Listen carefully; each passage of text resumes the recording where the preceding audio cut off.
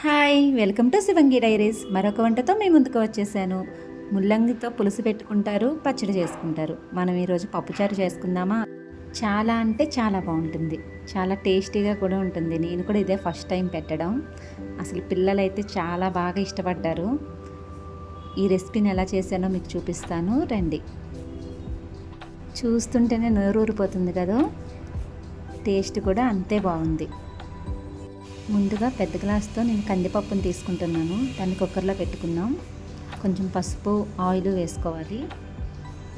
ఒక గ్లాస్కి 2 గ్లాసులు వాటర్ పోసుకుంటే సరిపోతుంది. సాంబార్ మసాలా, ఉప్పు, పసుపు, కారం, చింతపండు, ఉల్లిపాయలు, పచ్చిమిర్చి, టమాటా, ముల్లంగి నేను 2 తీసుకుంటున్నాను. ఎల్లుల్లిపాయలు, కొత్తిమీర, కరివేపాకు, ఆయిల్, ఎండుమిర్చి, ఇంకా తాలింపు దినుసులు. ముందుగా వాటిని చెక్కు తీసుకుని పక్కన పెట్టుకుందాం. చెక్కు తీసుకున్న తర్వాత శుభ్రంగా వాష్ చేసుకుందాం. ఇవి చిన్న చిన్న ముక్కలుగా కోసుకోకూడదు. నేను కోస్తున్నాను చూడండి, ఆ విధంగా కోయండి. చాలా బాగుంటుంది కూడా చూడ్డానికి. పిల్లలు కూడా ఇష్టంగా తింటారండి. అసలు ముల్లంగి తినని వారు కూడా ఇలా పప్పుచారు చేసుకుంటే చాలా టేస్టీగా అనిపిస్తుంది, ఇష్టంగా కూడా తింటారు. ఒక్కసారి పప్పుచారుని టేస్ట్ చూస్తే అసలు వదలరండి, అంత బాగుంటుంది. ఉల్లిపాయలను కూడా మనం కోలగా కోసుకోవాలి ముక్కలు. టమాటా ముక్కల్ని 4 ముక్కలుగా చేసుకుంటే సరిపోతుంది, పప్పుచారులోకి కదండి. పచ్చిమిర్చిని కూడా ఘాట్లు పెట్టుకోవాలి.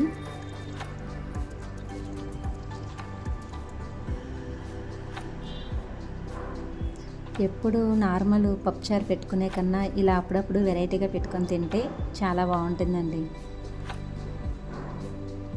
ముల్లంగితో ఎలా ఉంటుందా పప్పుచారు అనుకున్నాను, కానీ చాలా టేస్టీగా ఉంది. పప్పు ఉడికిపోయిందండి. మనం స్టవ్ ఆన్ చేసుకుని బాండీ పెట్టుకుందాం.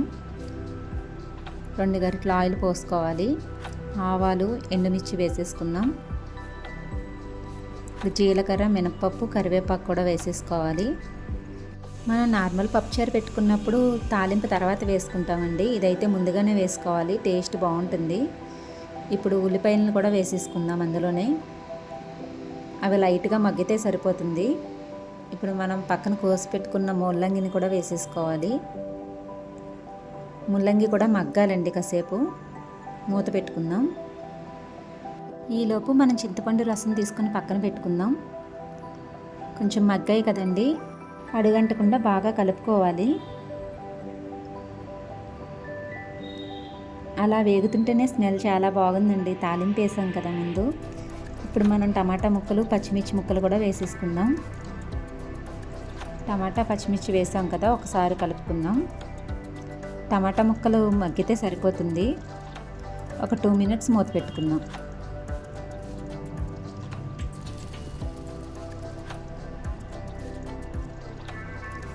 మగ్గాయి కదండి లైట్గా. ఇప్పుడు మనం అందులోనే చింతపండు పులుసు వేసేసుకోవాలి.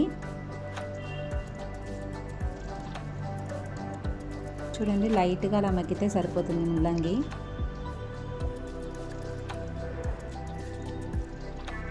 చింతపండు పులుసు వేసుకోవాలి. ఇప్పుడు అందులోనే పసుపు, కారం, ఉప్పు, ఇంకా సాంబార్ మసాలా ఉంది కదండి, అది కూడా ఇప్పుడే వేసేసుకోవాలి. అన్నీ వేసాం కదండి, ఇప్పుడు ఒకసారి కలుపుకోవాలి. కలుపుకొని ఒక 3 మినిట్స్ మూత పెట్టాలి.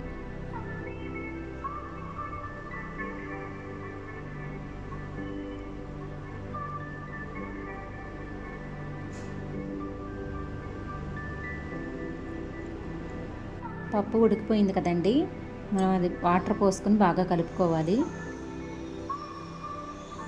చూడండి, ఇంత పేస్ట్లా ఉండాలి, చాలా టేస్టీగా ఉంటుంది. పప్పులా ఉండకూడదు. ఇందాక మనం పులుసు పోసుకున్నాం కదా, అంతా ఉడికిపోయి ఉంటుంది. ఇప్పుడు పప్పును కూడా ఇందులో వేసేసుకుందాం. ఇలా సింపుల్గా, ఈజీగా ముల్లంగి పప్పుచారుని ఇలా ప్రిపేర్ చేసుకోండి, చాలా టేస్టీగా ఉంటుందండి. మీకు పలచగా కావాలంటే అందులో కొంచెం వాటర్ యాడ్ చేసుకోండి. నాకైతే ఉప్పు సరిపోలేదు, ఉప్పు వేసాను. నేనైతే చిక్కగానే ఉంచానండి. ముల్లంగి కూడా ఆరోగ్యానికి చాలా మంచిది. నేను వంట చేస్తూ అలసిపోతున్నానని మా అమ్మాయి నాకు బాదం మిల్క్ ఇచ్చిందండి, చాలా బాగుంది.